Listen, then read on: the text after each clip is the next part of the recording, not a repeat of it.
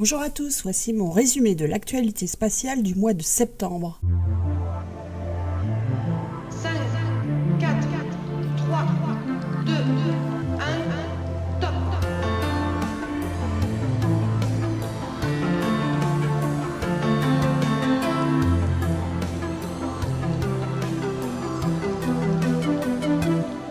On commence avec ma grosse déception au début de mois, l'échec de l'atterrissage de Chandrayaan-2 sur la Lune.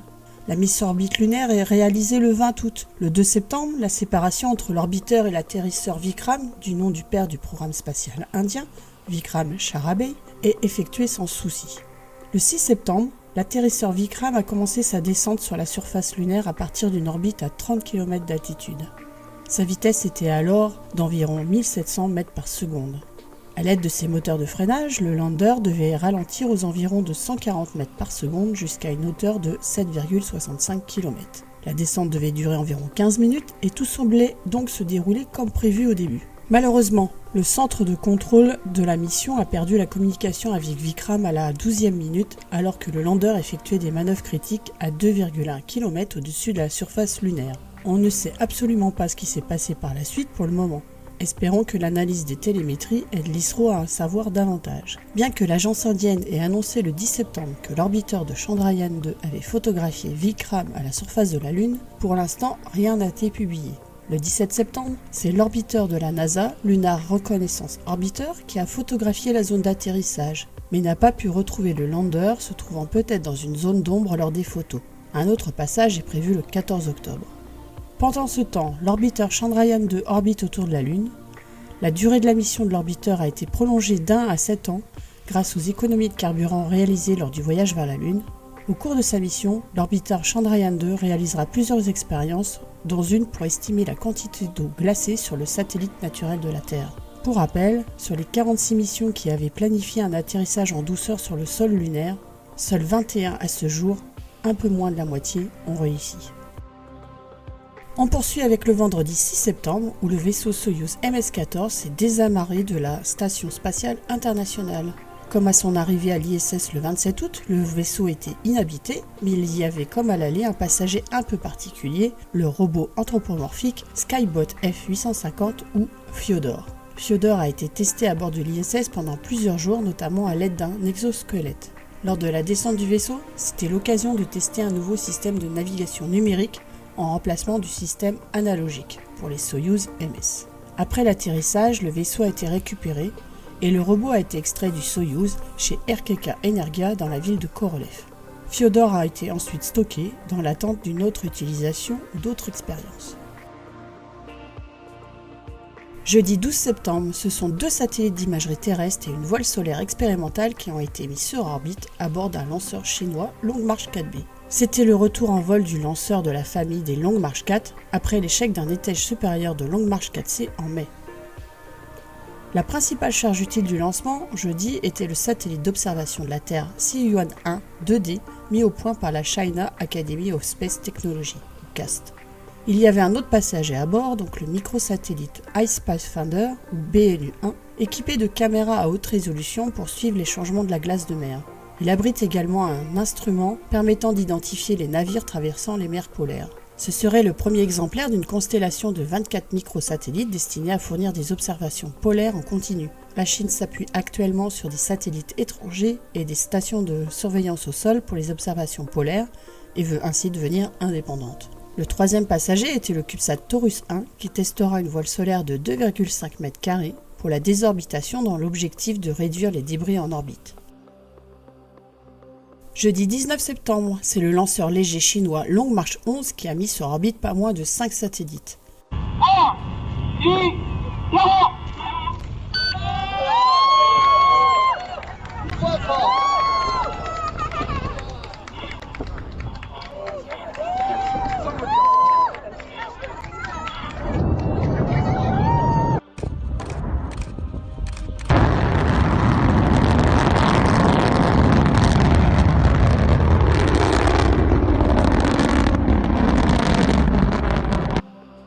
C'était le 8e lancement réussi de ce lanceur léger chinois.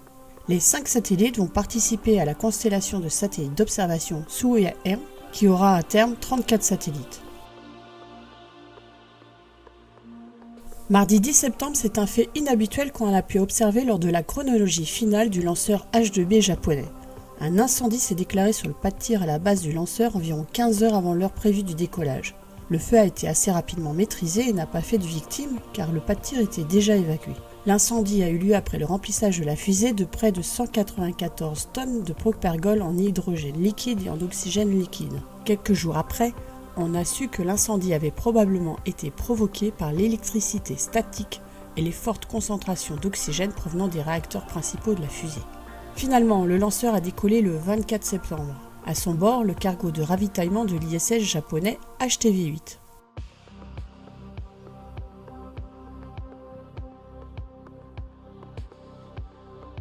Le cargo s'est amarré à la station le 28 septembre. Il a amené plus de 5 tonnes de matériel, dont des expériences scientifiques. Le cargo amène aussi 6 nouvelles batteries lithium-ion et leurs plaques d'adaptation pour la maintenance de l'ISS. L'installation de ces batteries va d'ailleurs faire l'objet d'au moins 5 sorties spatiales en octobre. Mais évidemment, on en reparlera dans le résumé d'octobre. À moins que vous soyez pressé, alors dans ce cas-là, allez sur le blog, lire l'article dont le lien est dans la description. Et encore un nouveau lancement chinois en septembre avec une longue marche 3B le dimanche 22 septembre. 2 nouveaux satellites de navigation de la constellation Beidou ont été placés sur une orbite à 21 800 km. Il s'agit des 47 et 48e satellites envoyés dans le cadre de la constellation similaire au GPS américain. La Chine a prévu d'envoyer encore au moins 4 satellites Beidou cette année.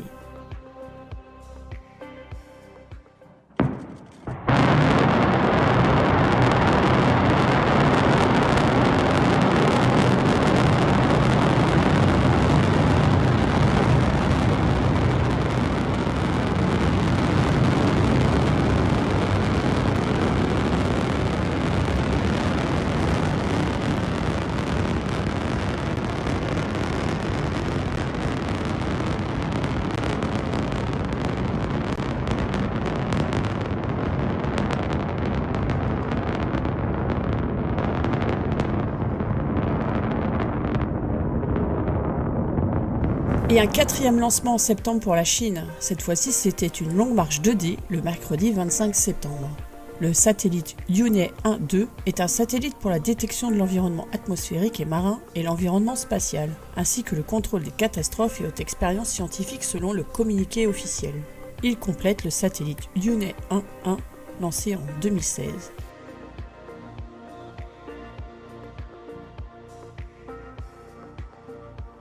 Le mercredi 25 septembre était une journée chargée pour les décollages. C'était au tour d'une Soyouz FG avec le vaisseau Soyouz MS-15.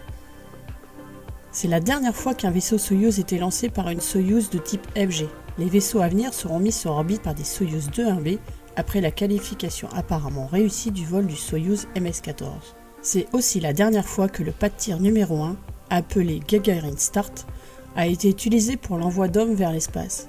Ce pas de tir a connu les lancements du premier satellite artificiel au monde, Sputnik, mais aussi le premier humain dans l'espace pour un vol orbital, Yuri Gagarin. Et depuis, il a connu la plupart des vols habités Soyouz.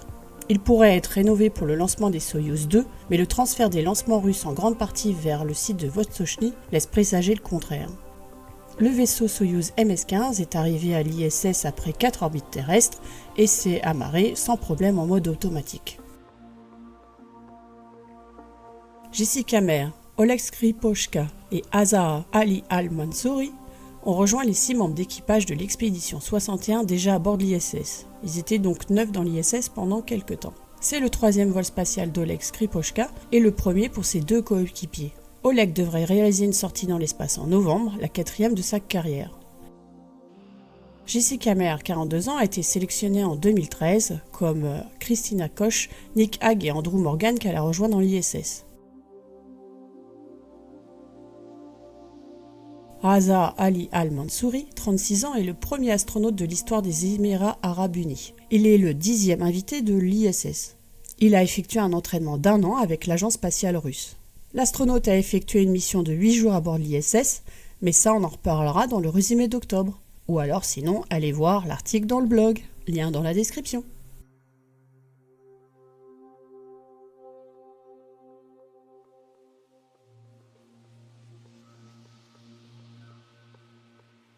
Jeudi 26 septembre, c'est une autre Soyouz, cette fois-ci une Soyouz 2-1B qui a décollé depuis le cosmodrome de Plesetsk avec un satellite militaire à son bord. Le ministère de la Défense russe n'a pas précisé la nature du satellite. Selon le site américain spécialisé Spaceflight Now, le satellite lancé serait le 3e satellite Toundra pour la prévention des attaques par missiles. Voilà, c'est fini, j'espère que ça vous a plu. Désolé pour le retard, mais j'ai une vie à côté. Je vais d'ailleurs préparer une petite vidéo pour vous dire qui je suis un peu plus. Si vous avez des questions particulières, n'hésitez pas à les mettre en commentaire ou dans la partie communauté. N'hésitez pas évidemment à vous abonner, à mettre des pouces levés et aussi à aller lire le blog car je le répète, il y a beaucoup plus d'informations sur le blog que sur les vidéos. A bientôt et surtout, continuez de rêver.